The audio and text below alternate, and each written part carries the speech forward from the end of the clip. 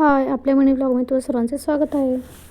आज पण विरा झोपलेली होती. थंडी आहे त्यामुळे विराची झोप काय लवकर होत नाही, कारण का रात्रीची लवकर झोपत नाही आणि रात्रीची मध्ये मध्ये उठते पण. त्यामुळे आज ओवीला सोडून आले तरी विरा झोपलेलीच होती.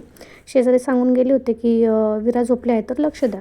मग ओवीला सोडून आल्यानंतर लगेच म्हटलं विरा झोपली आहे तर काम उरकून घ्या. तोपर्यंत तर विरा उठली होती. मग म्हटलं चला आता ही उठली आहे तर तिचा मूड होता चांगला, त्यामुळे झोप पूर्ण झाली होती, त्यामुळे ती खेळत होती. मग म्हटलं आता ही खेळते तर काम उरकून घ्या. मग तिची काय माझ्यामध्ये मध्ये लुडबुड सुरूच होती. मग त्यानंतर मग भांडी वगैरे मांडून घेतली. मग भांडी वगैरे मांडल्यानंतर मला झाडून वगैरे काढायचे होते, कारण का कामं सगळी तशीच होती. फक्त ओवीला शाळेत वगैरे सोडवले, तिचा टिफिन वगैरे तयार झालेला होता, बाकी कामं सगळी तशीच होती. मग झाडून वगैरे काढून झाल्यानंतर मग माझी आंघोळ पण करायची बाकी होती. मग आंघोळ वगैरे झाल्यानंतर लगेच किचनमध्ये आले आणि मग इडलीसाठी मला तांदूळ वगैरे भिजत घालायचे होते, ते भिजत घातले आणि मग देवाची पूजा पण करायची होती.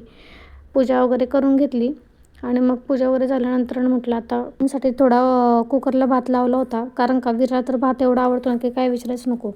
भात लावला नसला तरी कुकर दिसला की लगेच मला कुकर घेते आणि म्हणते की भात लाव म्हणून. मग म्हणून थोडा दोघींसाठी भात लावला होता. मग मी ते भोपळ घारे करायला घेतले होते. भोपळ घारे खूप मस्त लागतात. जी आई आली होती तेव्हा तिने भोपळ घारेचं पीठ मळून ठेवले होते, म्हणून मग मी म्हटले तर आता आपल्याला खायला भोपळ घारे करावेत.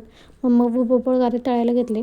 मग तोपर्यंत तर ओवीला स्कूलमधून आणायचा टाईम झाला होता. मग इथं लगेच विराचे आवरायला घेतले. मग विराला गंध पावडर करावं म्हटलं. ओवीला शाळेतून आल्यानंतर मी जरा गार्डनमध्येच थोड्या आता पोरींना खेळवते, कारण का परत एकदा वरती आलं ना की खाली जाणंच होत नाही. मग त्यानंतर आम्ही लगेच आवरून ओवीला घ्यायला निघालो होतो. मग त्यानंतर ओवीला स्कूलमधून घेतलं, पोरींना गार्डनमध्ये सोडले खेळायला आणि मी पण उन्हात जरा वेळ बसले होते माझ्या मैत्रिणींसोबत गप्पा मारत. चला तर भेटू नेक्स्ट ब्लॉगमध्ये. बाय.